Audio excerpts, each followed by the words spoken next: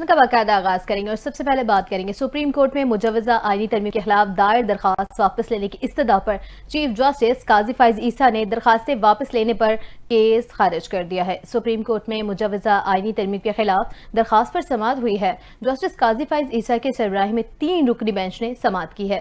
عابد زبیری سمیت bar council کے 6 ممبران نے درخواست دائر کی ہے۔ درخواست گزار کی جانب سے حامد خان سپریم کورٹ میں پیش ہوئے ہیں، جبکہ حامد خان نے سپریم کورٹ میں دائر درخواست واپس لینے کی استدعا کی ہے۔ حامد خان کے وکیل نے کہا ہے کہ ہم درخواست واپس لینا چاہتے ہیں، جس پر چیف جسٹس نے استفسار کیا ہے کہ کیا آپ کو صرف درخواست واپس لینے ہیں، کہ وکیل نے کہا کہ عابد زبیری خود بھی درخواست واپس لے سکتے ہیں۔ اعتراضات کے ساتھ دوسری درخواست بھی مقرر ہے، اس پر وکیل حامد خان نے کہا کہ ہم دونوں درخواستیں واپس لیتے ہیں۔ بعد ازاں سپریم کورٹ نے درخواستیں واپس لینے پر خارج کر دی ہیں۔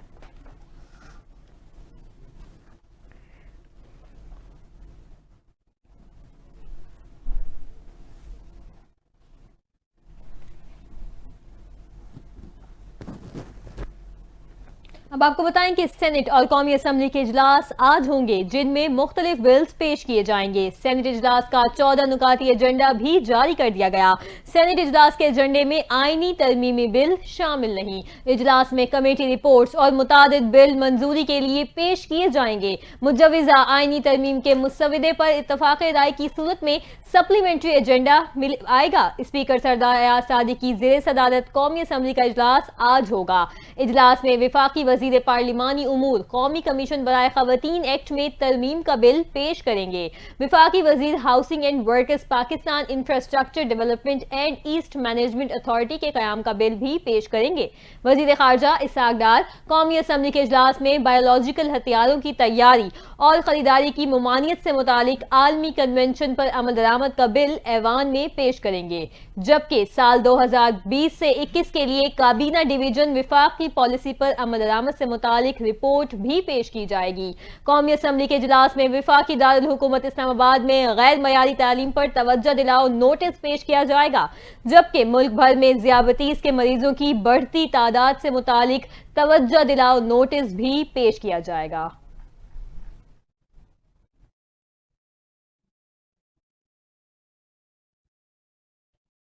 خبر شامل کریں گے۔ وفاقی حکومت نے اسحاق ڈار کی بطور ڈپٹی وزیر اعظم تعیناتی کے معاملے پر عدالت میں جواب جمع کرا دیا ہے۔ Chief justice Sindh high court نے وزیر خارجہ اسحاق ڈار کی بطور ڈپٹی وزیر اعظم تقرری کے خلاف درخواست پر سماعت کی ہے، جس سلسلے میں سرکاری وکیل اور درخواست گزار عدالت میں پیش ہوئے۔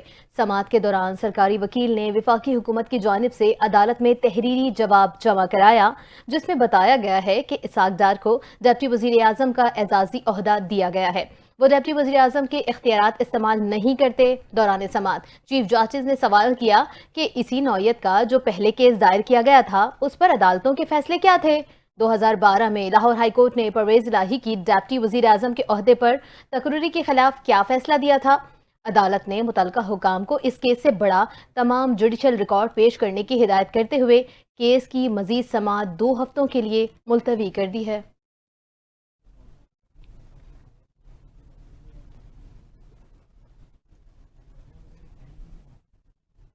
آپ کو بتائیں کہ عدالتی اصلاحات پر پیپلز پارٹی اور جمعیت علماء اسلام فے کے بعد مسلم لیگ نون بھی متفق ہو گئی ہے۔ 26ویں آئینی ترمیم پر مسلم لیگ نون، پیپلز پارٹی اور جے یو آئی فے کا اجلاس ہوا، جس میں میاں نواز شریف، صدر آصف علی زرداری اور وزیر اعظم شہباز شریف نے بھی شرکت کی۔ اجلاس کے بعد لاہور میں پریس کانفرنس کرتے ہوئے مولانا فضل الرحمان نے کہا، عدلیہ سے متعلق اصلاحات پر اتفاق رائے کر لیا ہے، دیگر مجوزہ ترامیم پر بھی مشاورت کریں گے۔ انہوں نے کہا کہ ابتدائی ترامیم کو مسترد کیا تھا، اسے بھی آج مسترد کرتے ہیں۔ اہم مسائل پر تفصیل سے بات چیت کی تو ملک بھی بچے گا اور آئین بھی بچے گا۔ Chairman People's Party Bilawal Bhutto Zardari نے کہا کہ پی پی اور جے یو آئی کے درمیان اتفاق ہوا تھا، آج 3 جماعتوں نے اتفاق کر لیا ہے۔ انہوں نے کہا کہ مناسب وقت پر مجوزہ ترمیم کو دونوں ایوانوں سے پاس کروائیں گے۔ بلاول بھٹو زرداری کا یہ بھی کہنا تھا کہ اب نظر آئے گا آئین کو توڑنے اور آئین میں اپنے مطلب निकालने पर हम क्या करते हैं। ये बड़ी तारीखी कामयाबी है कि हम इत्तफाक राय की तरफ बढ़ रहे हैं। इसहाक डार ने कहा, अदलिया से आईनी तरमीम पर 3 पार्टियों का इत्तफाक राय हो चुका, दीगर मुजव्वज़ा तरमीम से मुतालिक आइंदा दिनों में इत्तफाक हो जाएगा। उन्होंने कहा कि ये सारी कोशिशें अवाम की बेहतरी के लिए हो रही हैं। इस काम में भी किसी भी पार्टी का ज़ाती मकसद नहीं है। इसहाक डार का कहना था कि ये वो रिफॉर्म्स हैं जिस पर 18 साल पहले नवाज शरीफ और बेनज़ीर भुट्टो ने लंदन में दस्तखत किए थे। बाद में तमाम पार्टियों ने इसकी तायीद की थी।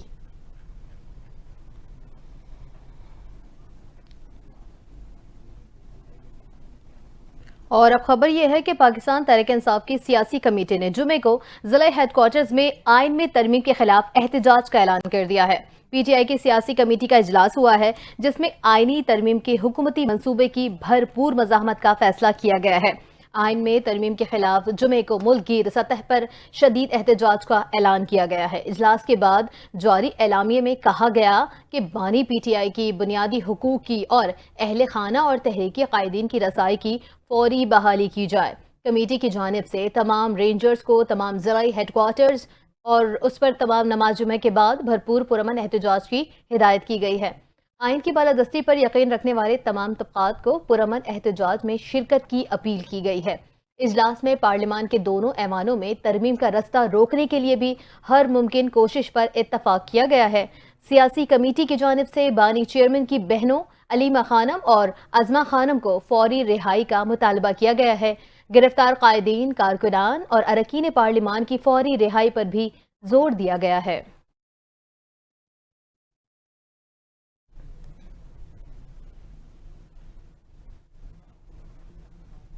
आपको बताएं कि महकमा एक्साइज सिंध की शानदार कामयाबी, सीनियर वजीर शर्जील इनाम मेमन की काविशें रंग ले आईं। सालाना टैक्स रेवेन्यू हदफ का 27% पहली सहमाही में कामयाबी से हासिल कर लिया। इसी हवाले से तमाम तर तफसीलात जानते हैं अपने नुमाइंदे मोहसिन अंसारी से। जी मोहसिन, आगाह कीजिएगा। जी बिल्कुल, आपको बताएं कि सिंध सरकार के, सिंध हुकूमत के जो बेहतरीन फैसले और इक़दामात जो थे उसके जो समरात हैं वो आना शुरू हो गए हैं। महकमा एक्साइज और टैक्सेशन ने माली साल के टैक्स हदफ का 27% टैक्स रेवेन्यू जो है वो जमा कर लिया है। माली साल के बजट में जो हदफ रखा गया था वो 203 अरब रुपए था और पहले 3 महीनों में 55 अरब रुपए जमा कर लिए गए हैं, जो यकीनन एक काबिले तारीफ काम है। इसी के चलते सीनियर वजीर शर्जील इनाम मेमन की ज़ेर सदारत एक इजलास बुलाया गया है जिसमें महकमा एक्साइज, टैक्सेशन और नारकोटिक्स कंट्रोल के अफसरान ने शिरकत की है। शर्जील इनाम मेमन ने शानदार कारकर्दगी पर महकमे की तारीफ की है और काम ने मजीद तेजी लाने के अहकामात भी जारी किए हैं। शर्जील इनाम मेमन ने कहा है कि मोटर व्हीकल टैक्स के निज़ाम को 15 दिन के अंदर जो है वो ऑनलाइन किया जाए।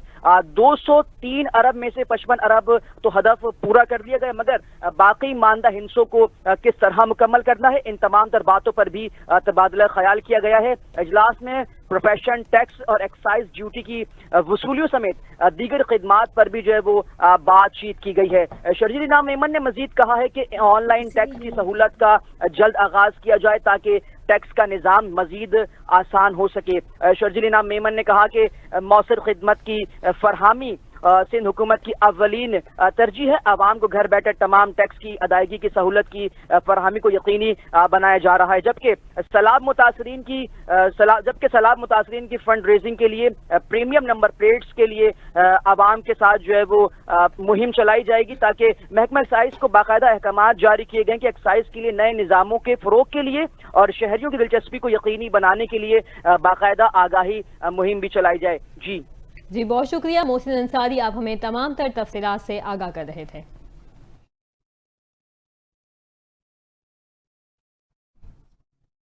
अब जिक्र करेंगे अवामी परेशानियों का। कराची के मुख्तलिफ इलाकों में के इलेक्ट्रिक ने गैर एलानिया लोड शेडिंग और लोड शेडिंग का दौरानिया बढ़ा दिया है। कराची के मुख्तलिफ इलाकों में रात गए गैर एलानिया लोड शेडिंग का दौरानिया बढ़ाकर 12 घंटों से जायद कर दिया गया है। मुतासरा इलाकों में Surjani town, PIB colony, Orangi town, Korangi अल्लाहवाला town, line area, जबकि गार्डन, खारादर और किमाड़ी शामिल हैं। इसके अलावा लियाकताबाद, सीवन एरिया, नाजमाबाद, गुलिस्तान जौहर, ब्लॉक 7 और 8, स्कीम 33, अबू हसन असफहानी रोड, सच्चल गोड के इलाके में भी तवील दौरानिये की लोड शेडिंग जारी है। بجلی کی لوڈ شیڈنگ کے 27 شہریوں کا کہنا ہے کہ الیکٹرک کی جانب سے تکنیکی خرابی کا بہانہ بنا کر گھنٹوں بجلی کی بندش معمول بن گیا ہے۔ شکایتی مرکز پر مینٹیننس یا لائن لاسز کا بتا کر کمپلین بھی درج نہیں کی جاتی۔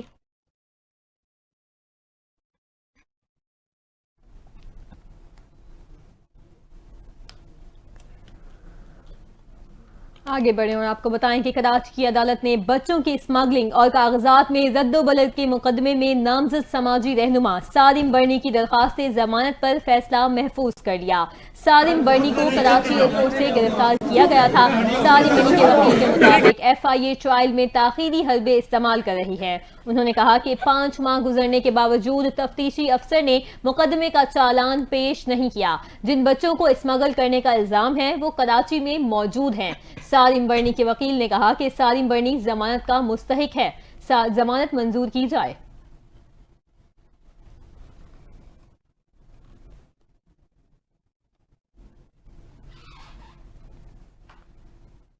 حوالہ ہنڈی اور غیر قانونی کرنسی ایکسچینج میں ملوث ملزم کو گرفتار کر کے کروڑوں روپے مالیت کی غیر ملکی کرنسی برآمد کر لی گئی ہے۔ FIA state bank circular Karachi نے خفیہ اطلاع پر کارروائی عمل میں لاتے ہوئے ملزم محمد شہزاد کو فیڈرل بی ایریا کے علاقے سے گرفتار کیا ہے۔ ترجمان کے مطابق ملزم کو رنگے ہاتھوں خرید و فروخت کرتے ہوئے گرفتار کیا گیا ہے۔ چھاپہ مار کارروائی میں ملزم سے 45,000 امریکی ڈالر برآمد ہوئے ہیں، جس کی مالیت 1 کروڑ 15 لاکھ سے زائد پاکستانی روپے کے برابر ہے۔ ملزم سے غیر قانونی کرنسی ایکسچینج سے متعلق ریکارڈ بھی برآمد کر لیا گیا۔ ملزم بغیر لائسنس کرنسی ایکسچینج میں ملوث تھا۔ ترجمان کا کہنا تھا کہ ملزم برآمد ہونے والی کرنسی کے حوالے سے حکام کو مطمئن نہ کر سکا، جسے گرفتار کر کے تفتیش کا آغاز کر دیا گیا ہے۔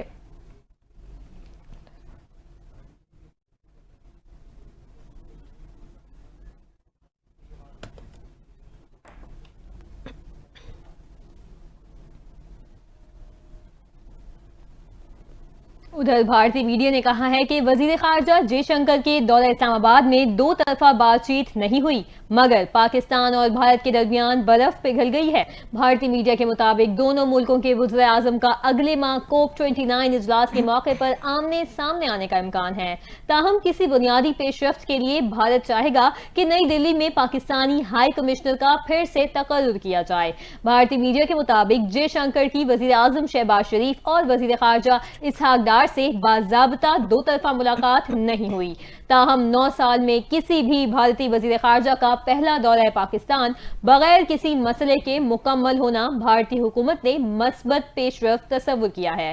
بھارتی میڈیا کے مطابق ابتدائی طور پر ایسا طے نہیں کیا گیا تھا، مگر شنگھائی تعاون تنظیم اجلاس کے دوران لنچ کے موقع پر دونوں وزرائے خارجہ ساتھ ساتھ بیٹھے اور دیگر مندوبین کی موجودگی میں طویل بات چیت ہوئی۔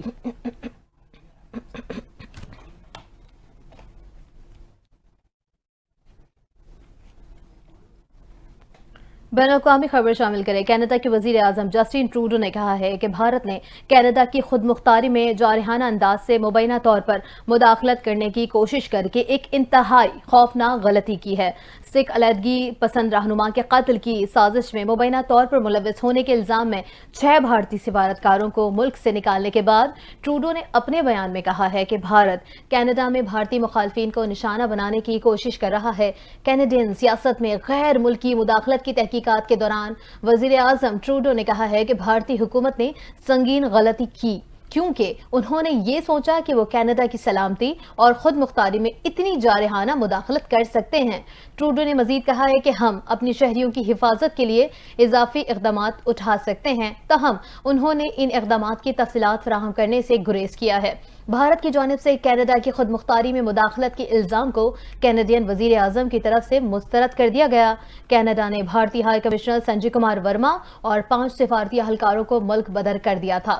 غیر ملکی خبر رسائی ایجنسی کے مطابق سکھ لیڈر ہردیپ سنگھ قتل کیس کے سبب بھارتی سفارتکاروں کو کینیڈا سے ملک بدر کیا گیا۔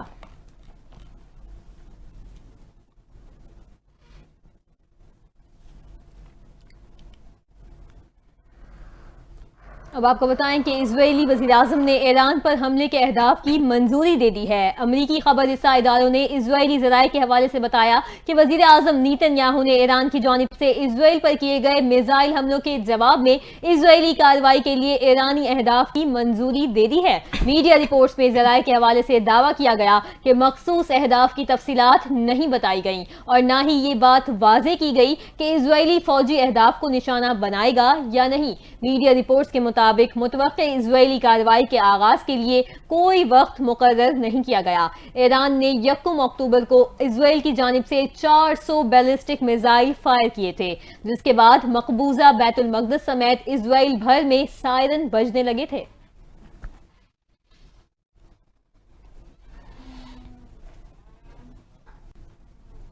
کھیل کے میدان سے خبر شامل کریں گے۔ قومی ٹیم کے آف اسپنر ساجد خان نے ملتان ٹیسٹ میچ میں انگلینڈ کے خلاف 5 وکٹیں لے کر 24 سال پرانا جمود توڑ ڈالا ہے۔ ملتان کرکٹ اسٹیڈیم میں کھیلے جا رہے ہیں سیریز کے دوسرے ٹیسٹ میچ کی پہلی اننگز میں ساجد خان نے شاندار گیند بازی کا مظاہرہ کرتے ہوئے انگلش بیٹر کو پریشان کر دیا۔ ہوم گراؤنڈ پر آف اسپنر نے انگلینڈ کے 7 کھلاڑیوں کو پویلین کی راہ دکھا دی، جبکہ گزشتہ روز کھیل کے اختتامی سیشن میں محض 10 گیندوں پر انگلش ٹیم کی 3 پلیئرز کا شکار کیا تھا۔ بطور آف اسپنر ساجد خان 24 سال بعد ہوم گراؤنڈ پر 5 یا اس سے زائد وکٹیں لینے والے پہلے پاکستانی آف اسپنر بن گئے۔ اس سے قبل مشتاق احمد نے یہ کارنامہ سر انجام دیا تھا۔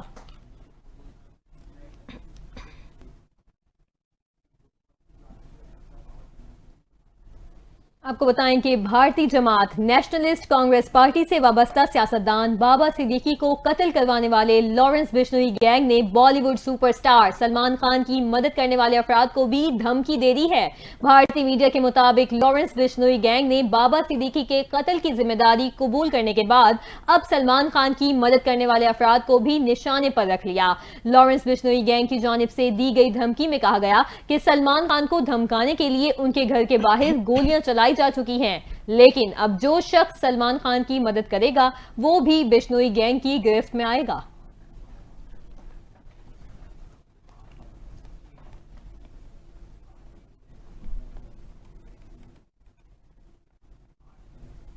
اور بلیٹن کے اختتام پر خبر دیں آپ کو کہ انگلینڈ کرکٹ بورڈ کا کہنا ہے کہ بھارت کے بغیر آئی سی سی چیمپئن ٹرافی آپشن نہیں ہے۔ بھارت نے پاکستان نہ جانے کی صورت میں متبادل آپشن پر غور کیا ہے۔ ملتان میں برطانوی صحافیوں سے گفتگو کرتے ہوئے انگلینڈ کرکٹ بورڈ کے چیئرمین رچرڈ تھامسن اور سی ای او رچرڈ گولڈ نے کہا ہے کہ کرکٹ کو براڈ کاسٹنگ رائٹ کو بچانا چاہیے۔ بھارت کے پاکستان نہ جانے پر ہائبرڈ ماڈل کے امکانات اب زیادہ ہو رہے ہیں۔ بھارت کے پاکستان میں جانے یا نہ جانے کا حتمی فیصلہ بھارتی حکومت پر منحصر ہے۔ رچرڈ تھامسن کا کہنا ہے کہ چیمپئنز ٹرافی میں بھارت کا شرکت نہ کرنا کرکٹ کے مفاد میں نہیں ہوگا۔ بھارتی بورڈ کے سابق سیکرٹری جے شاہ، جو اب آئی سی سی کے سربراہ ہوں گے، ان کا اس معاملے میں اہم کردار ہوگا۔ چند روز میں آئی سی سی کی میٹنگز ہیں، ان میں آئی سی سی کے مختلف آپشن زیر غور آئیں گے۔ رچرڈ تھامسن کا کہنا ہے کہ بھارت اور پاکستان جب کھیلتے ہیں تو اس خطے میں سیکیورٹی کے خدشات ہوتے ہیں۔ بھارت اور پاکستان کے نہ کھیلنے سے براڈ کاسٹنگ رائٹس پر بھی بہت منفی اثر پڑے گا اور ہمیں اس کا تحفظ کرنا ہے۔ اگر ایسے حالات آتے ہیں تو بہت سے آپشن دستیاب ہوں گے۔ ان کا مزید کہنا تھا کہ یہ پاکستان کے لیے بہت بڑا لمحہ ہے اور امید ہے کہ پاکستان اس پہ پورا اترے گا اور ایونٹ دیکھ سکیں گے۔ یہ معاملہ بھارت اور پاکستان کے درمیان ہے اور مجھے امید ہے کہ کوئی راستہ ضرور نکال لیں گے۔